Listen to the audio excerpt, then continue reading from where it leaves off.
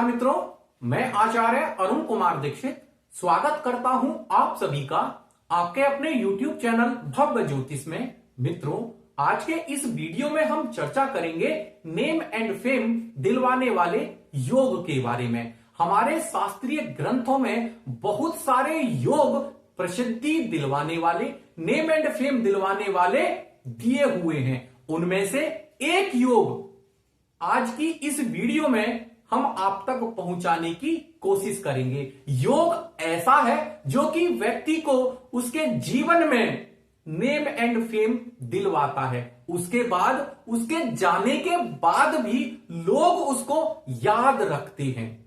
इस योग को हम दो प्रकार से या दो पार्टों में समझने की कोशिश करेंगे।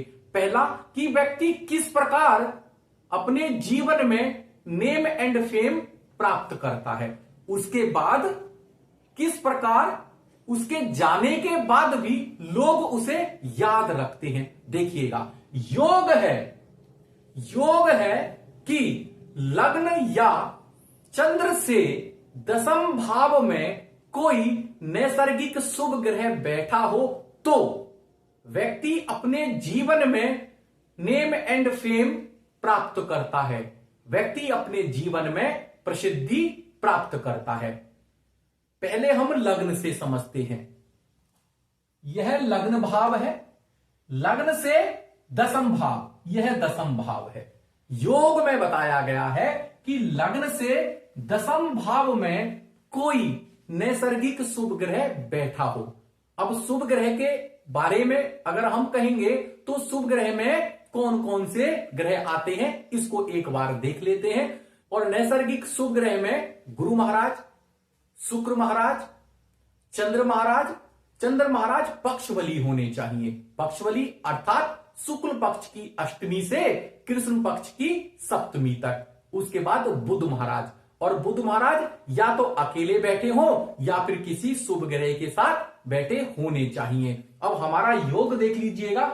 लग्न से दशम भाव में कोई नैसर्गिक शुभ ग्रह बैठा हो तो व्यक्ति अपने जीवन में नेम एंड फेम प्राप्त करता है।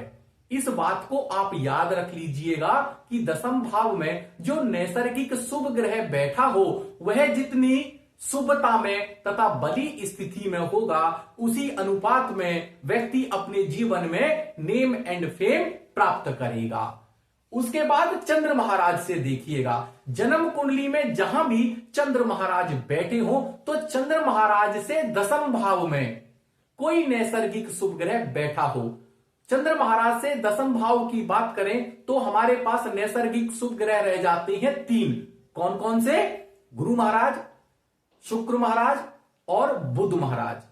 तो चंद्र महाराज से दशम भाव में नैसर्गिक शुभ ग्रह अर्थात गुरु महाराज या शुक्र महाराज या बुध महाराज, इन तीनों में से कोई भी बैठा हो तो व्यक्ति अपने जीवन में नेम एंड फेम प्राप्त करता है। उसकी अपने कार्य क्षेत्र में प्रसिद्धि होती है। व्यक्ति नाम कमाने वाला होता है।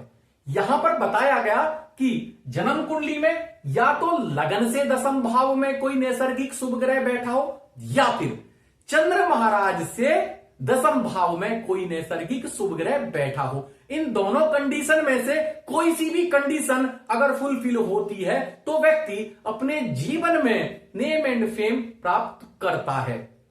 अब दूसरे पार्ट को देख लीजिएगा कि उसके अर्थात व्यक्ति के जाने के बाद भी लोग उसे किस प्रकार याद रखते हैं। यदि जन्म कुंडली में लग्न तथा चंद्रमा दोनों से दशम भाव में कोई नैसर्गिक शुभ ग्रह बैठा हो तो व्यक्ति के जाने के बाद भी लोग उस व्यक्ति को याद रखते हैं। पहले पार्ट में हमने बताया था लग्न या चंद्रमा से दशम भाव में तो व्यक्ति अपने जीवन में नेम एंड फेम प्राप्त करता है। अगर लग्न और चंद्रमा दोनों से ही दशम भाव में कोई नैसर्गिक शुभ ग्रह बैठा हो, बली अवस्था में बैठा हो, शुभता में बैठा हो तो व्यक्ति नेम एंड फेम कमाता है। व्यक्ति का जाने के बाद भी नाम रहता है। इस उदाहरण कुंडली में देखिएगा कि लग्न से दशम भाव में गुरु महाराज बैठे हैं। उच्च राशि में बैठे हैं। उसके बाद आप देखिएगा कि चंद्र महाराज भी इस कुंडली में लग्न में ही बैठे हैं। तो यहां पर चंद्र महाराज से दशम भाव में भी गुरु महाराज नैसर्गिक शुभ ग्रह उच्च राशि में बैठे हैं। अगर किसी की कुंडली में ऐसा योग बनता है तो ऐसे व्यक्ति अपने जीवन में भी नाम अर्थात नेम एंड फेम प्राप्त करते हैं और उनके जाने के बाद भी लोग उनको याद रखते हैं। तो इस प्रकार आप इस योग को देख सकते हैं। इस योग को कई नामों से याद किया जाता है। इसको अमल योग भी कहते हैं, इसको अमला योग भी कहते हैं, इसको अमल कीर्ति योग भी कहते हैं।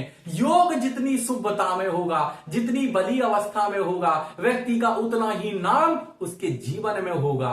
अगर दोनों ही स्थितियां मिल जाएं, अर्थात लग्न और चंद्र दोनों से ही दशम भाव में नैसर्गिक शुभ ग्रह शुभता और बली अवस्था में बैठा हो, तो व्यक्ति का उसके जीवन में भी नाम होगा, अर्थात व्यक्ति अपने जीवन में भी नाम प्राप्त करेगा, उसका नेम एंड फेम होगा, उपलब्धि प्राप्त करेगा और उसके जाने के बाद भी लोग उसको याद रखेंगे। इस प्रकार आप इस योग को समझ सकते हैं। तो आशा करता हूं कि मित्रों आपको यह वीडियो पसंद आया होगा। अगर यह वीडियो पसंद आया हो तो प्लीज इसको लाइक कीजिएगा, शेयर कीजिएगा और हमारे YouTube चैनल भव्य ज्योतिष को सब्सक्राइब कीजिएगा, क्योंकि हमारा YouTube चैनल एक एजुकेशनल चैनल है। आप सपोर्ट कीजिएगा, आपका प्रोत्साहन ही हमें एक नए नए वीडियो बनाने के लिए हिम्मत देता है।